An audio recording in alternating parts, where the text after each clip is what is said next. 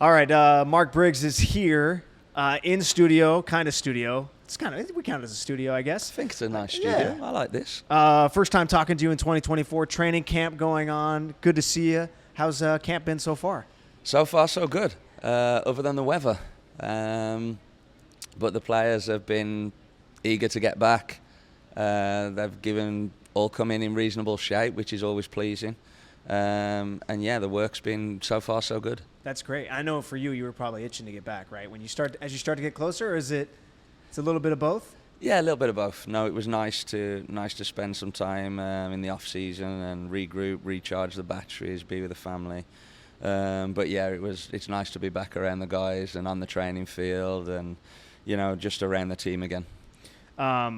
New assistant coaches, Martine and Bradley. Let's talk Martine, who you have experience with in the past, but also we were talking before we recorded with Bayern, U.S. men's national team under Jurgen Klinsmann. So obviously he's got a lot of great experience. What does he kind of bring to your staff coming into this year? Yeah, I think first and foremost we worked together before, and there's always been we have a friendship.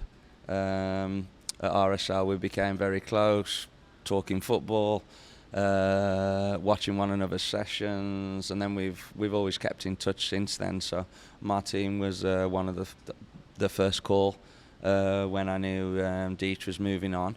Martine became the first call, and for him to agree and to come and help, it's obviously we're fortunate to have somebody of his caliber, somebody of his experience, but somebody who's just a good human being.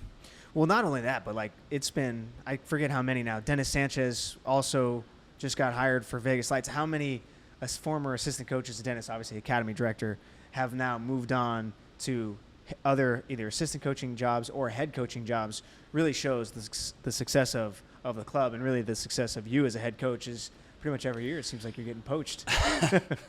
Yeah, it keeps me on my toes. Yeah. Every couple of years I have to refresh the staff or refresh and get new ideas. So it shows that we're doing stuff well as a club, and obviously I'm fortunate that assistant coaches have gone on to better things.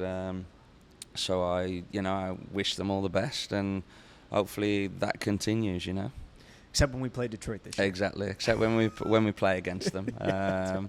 We don't want to. Yeah, we don't want to. When that rivalry and that competitiveness is always going to be there, no matter whether you've worked here or you haven't. Right. 17 guys coming back, 2 years in a row now for you, where you have a group coming back.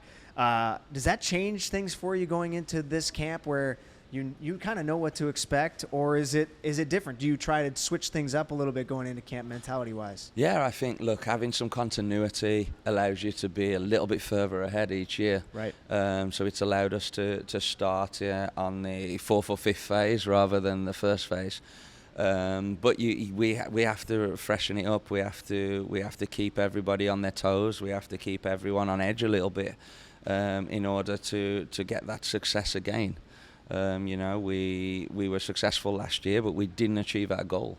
So there was little things that happened throughout the year that affected us not achieving our goal. So those little details have to be addressed, and the players have to feel a difference from last year to this year, because it's different squad, it's different competition, it's harder competition, and it's a new season. Do you have any guys that have really come into training camp and not only just impressed you, but have stood out as guys who are really taking it by the reins so far? I think the majority of them have all come in pretty good shape. A few, not so much, which is obviously disappointing, but we'll get them to the level we need them to be at. But I would probably say, without singling people out, right. Honestly, a lot of them have been really sharp. That's great. Nick Ross has continued where he left off. Our defenders have been excellent. Christian Perano's come in really fit. So I'm just happy with where the group's at.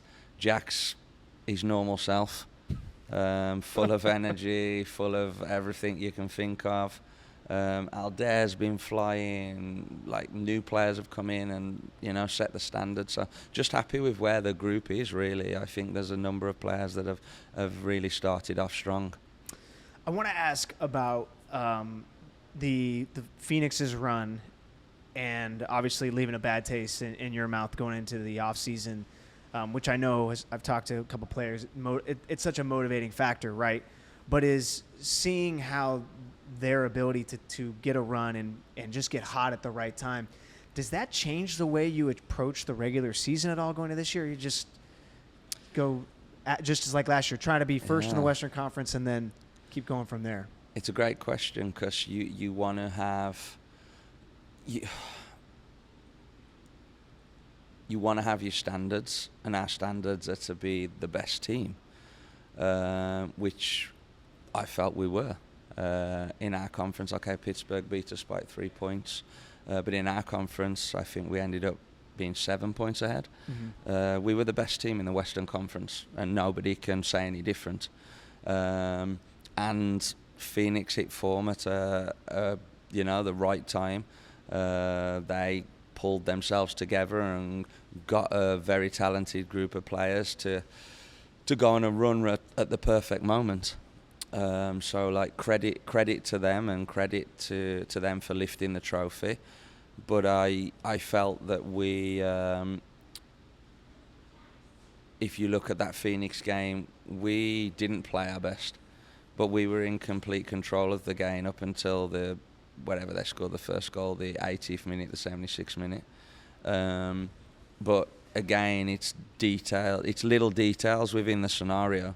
The first goal, we give a free kick away on the sideline, where we have their central defender facing the stands with no angle to play through, to play out, and we have two defenders on him. We give a free kick away. Those are the little details that we don't need to give that free kick away. You don't give that free kick away, maybe they don't score. But losing Luis, losing Arnold in the space of 6 minutes was really difficult for us. To lose your two starting midfield players to injury in the space of a few minutes was really difficult. Sebastian wasn't completely healthy. Yeah, Sebastian was struggling still.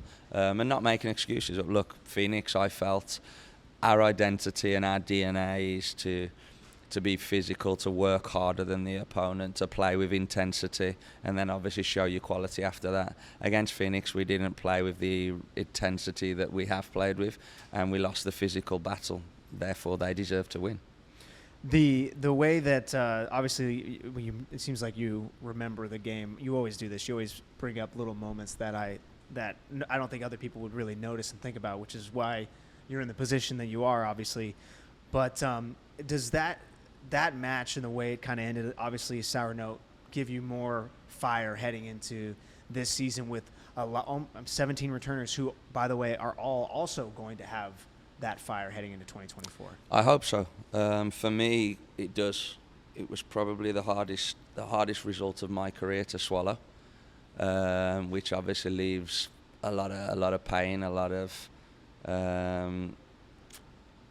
what ifs. But also now we're back at it. There's a burning desire to succeed, a burning desire to go one step further, and knowing that with the quality we've brought in, we feel like we've got better, while also having a group that already understands what we want in Sacramento, what the standards are in Sacramento, and what we want to achieve ultimately.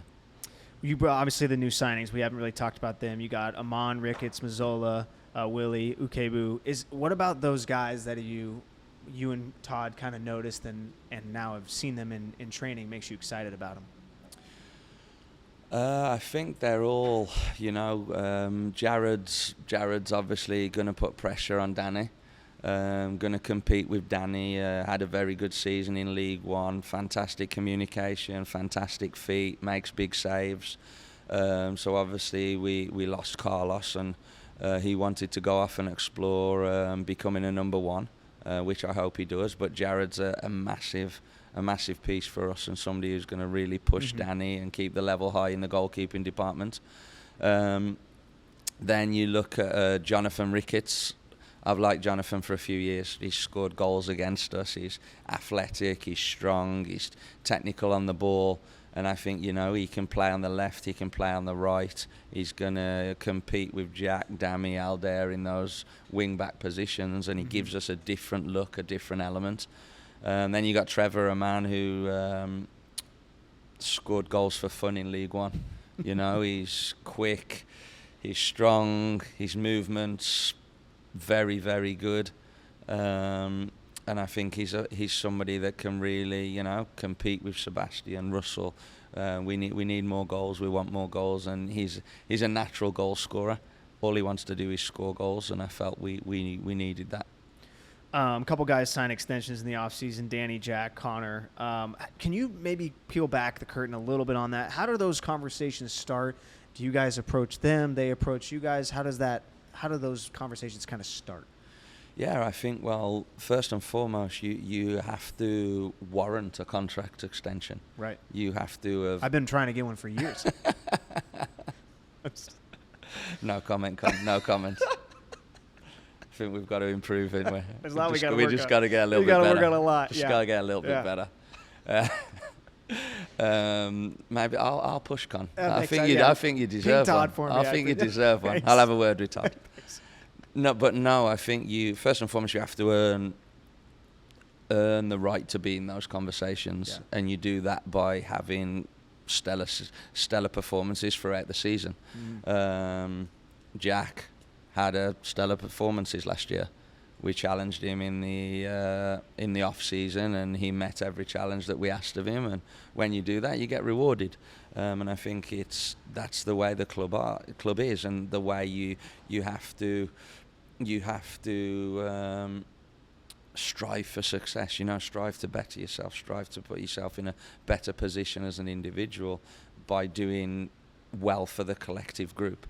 And Jack did that, Connor did that, how they carry themselves within the community, how they represent Sacramento, but how they performed. Their performances have warranted them having a conversation for an extension. So really pleased for them, and really excited to have them under our crest for the next few years. And I want to go back a little bit to the new coaching staff. How what have you tried to do to try and bring them into the fold quickly, and make them a part of the club? Because I know that can be challenging. You're trying to do the same with players, but also, making sure you can trust your coaching staff. You mentioned the Martin aspect. You already had a little bit of that, but still. I think, we've got a new equipment manager, a new goalkeeper coach, a new assistant coach, obviously. And Bradley being the goalkeeper coach. First and foremost, you have to be your recruitment. You have to bring in people that complement yourself, that are possibly stronger than you in certain areas. That you have to make sure that you're bringing people in that are going to make us better. And I feel we've improved. But like in regards to bringing the group together, I had all the new staff over to my house and barbecued for them in one of the days where it wasn't raining. You feel like you're in England? I feel like I'm back home. I really do.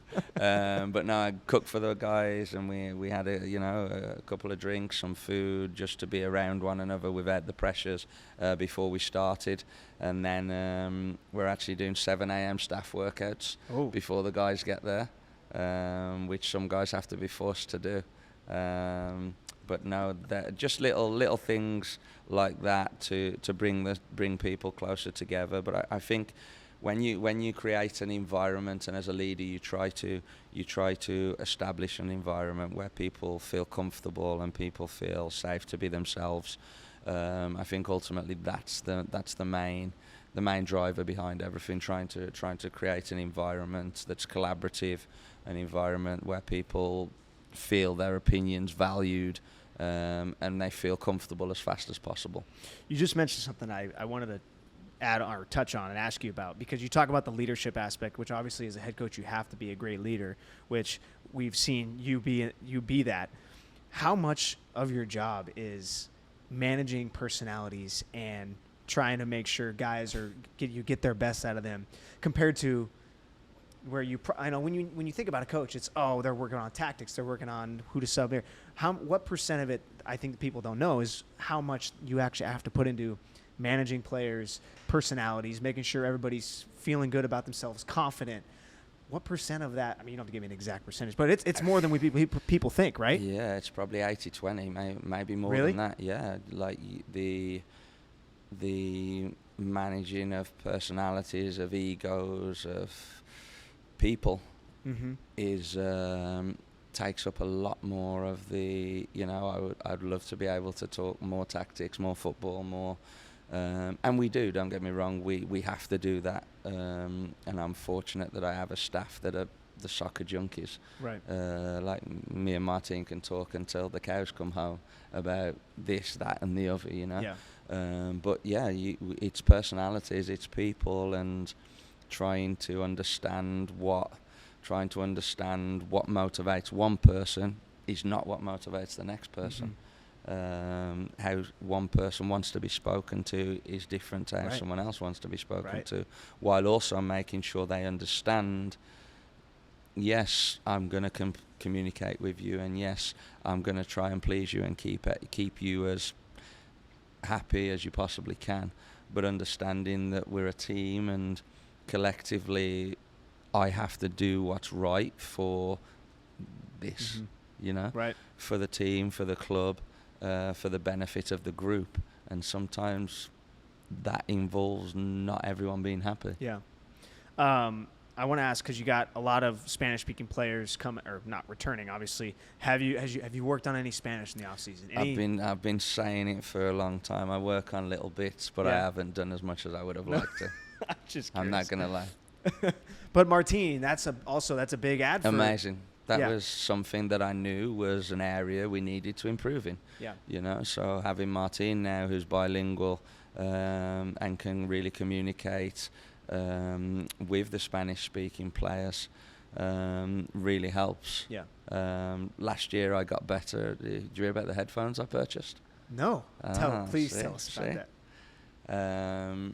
Headphones, Google headphones that actually translate in 0.5 seconds. So I would wear one, and Arnold, Sebastian, and it translates in English to me and in Spanish to them. So my English would translate like that. Wow. But now I don't need them because I've got Martin, so we're in a good position. But it helped me in communicating, and was a realization that I needed a Spanish-speaking staff member to help bridge that gap and hopefully bring out even more from those players. Right. I heard you ask Arnold day one at training camp if he's worked on his English at all. And he kind of scurried. Did you see his answer? Yeah, I did see his answer. Exactly. I did see his answer. Yeah. Oh, coach. Oh.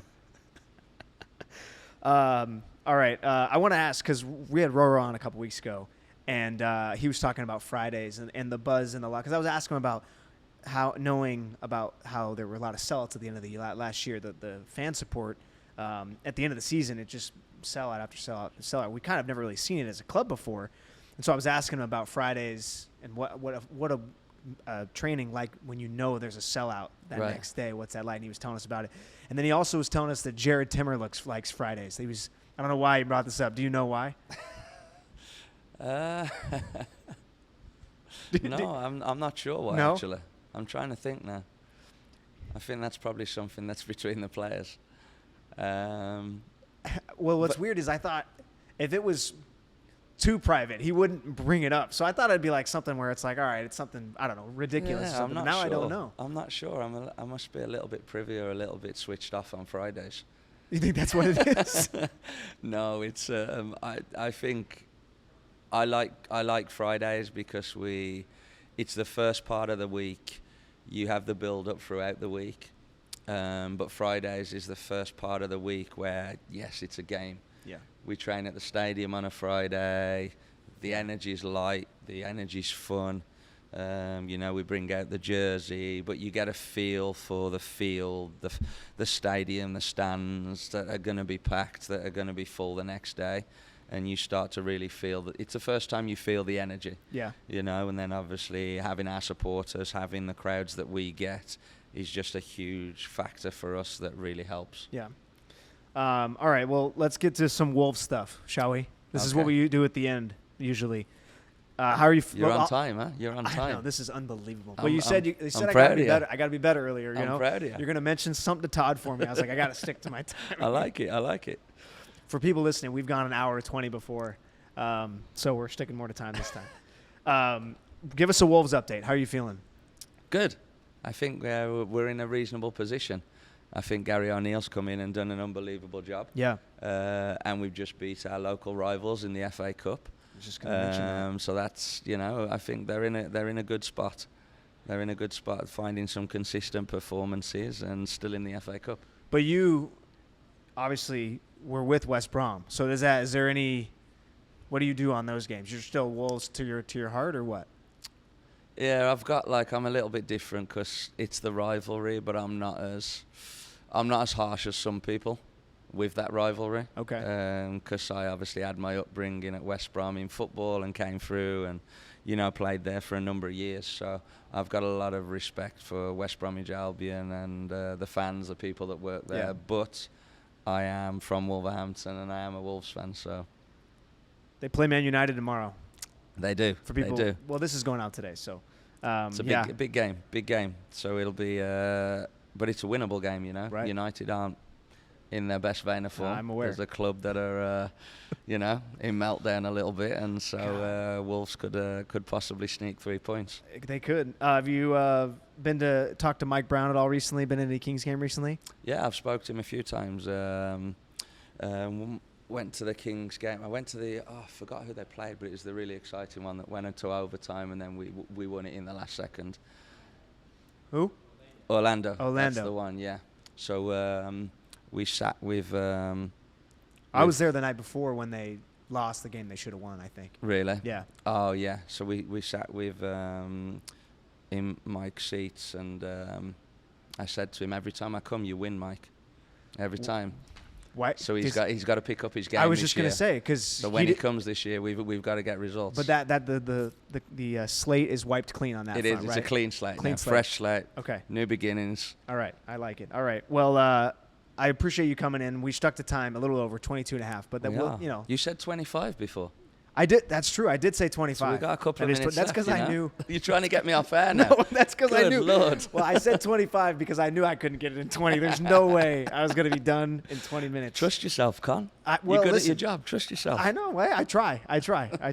Well, I appreciate you coming in and doing this. So thank you very much. Just so you know, Jack Gurr was supposed to also be here today. Bailed on me. Big time Charlie, see? Big time gets the Big extension. time Charlie gets an extension, and he thinks he's bigger than Sacramento. No, he's coming Monday. We'll have to pull the reins in a little exactly, bit, Con. Exactly. Pull the reins in. I have to tell him that I don't know if I've told you this story. I'm driving into the stadium on a game day, and I usually get there pretty early, 1:30, 2 o'clock, earlier than the players. Right. Guy stops me as I'm coming in. I show my badge, drive through. Thinks I'm Jack Gurr. I like Jack? it. I like it. Do you? There you go. Jack drives pretty. Wait, are you happy with that, or are you disappointed with that? I don't know. No. Which way have you I don't gone? care. Let me finish the story. Let me finish, and then you could ask me that question. I'm so thrown off by the question. My name is on the badge. That I give him an English accent response. It's brilliant. So what was the response? It was, yeah, mate. I just tried to quick and out. Okay. Short and sharp. Yeah. Short and sharp. The Newcastle That's accent is impossible for me. There's no point trying to replicate it. As long as it doesn't sound American, I'll be okay. I don't even know what I was thinking, but it threw me off. But yeah, apparently I have a couple people who work for me who joke with me at the games who think I look like Jack. We're both small. There you go. No, so I get it. I can see a little resemblance. I think you got better hair than Jack, though, huh? You think I have better hair? Yeah. Oh, You got better. I'm gonna use Jack's that. got the two funny things in his, I don't know what you call them it's these for days. Speed. Yeah, I think it's for speed. So I think you're doing all right there. Neither of you can grow a beard, though, huh? Although I see improvement in yours. Well, Todd told me. Did I tell you the playoff beard story? Todd was like, "Hey, playoff beard, like it's time," and I'm like, "All right." So I thought, well, you always typically have a beard. I thought the whole team was growing beards. I thought it was like, no, it was me, Todd, and Eder. It was like 3 of us. I was like, but we'd already Edder's is still going as well, huh? Edders is I'm getting jealous. long. Yeah, I'm he's jealous. done well. His looks good. So yeah. Anyway, thanks for being here. I hit my time now. Look at You that. did. We're perfect. Look at We're that. perfect now. Thanks for coming. I really appreciate it. Excited for the season and excited to get back out at Heart Health Park. Awesome. Excited. Thank you for having me, and excited to get back at it. Yeah. Amen to that.